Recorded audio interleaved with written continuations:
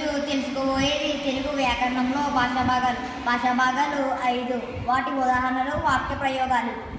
మొదటిది నామవాచకం. పేర్లను తెలిపే పదాలను నామవాచకం అంటారు.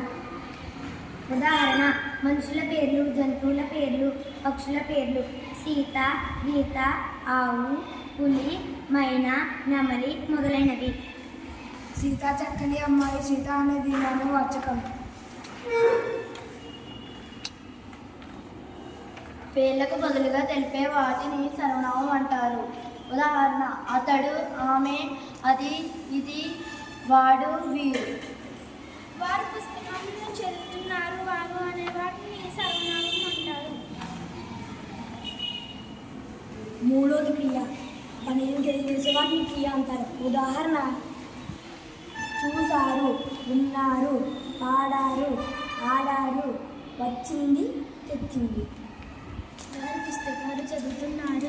చదువుతున్నారు అనేది క్రియ.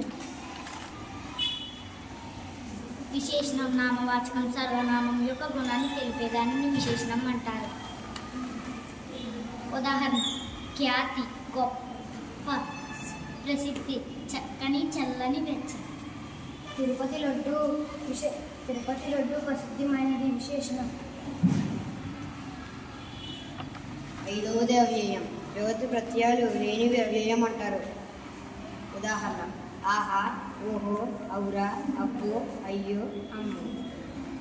ఆకాశంలో ఇంద్రధనుసు ఓహో అనిపించేలాగా ఉన్నది. ఓహో అనేది అవ్యయం. ఇంద్రధనుసు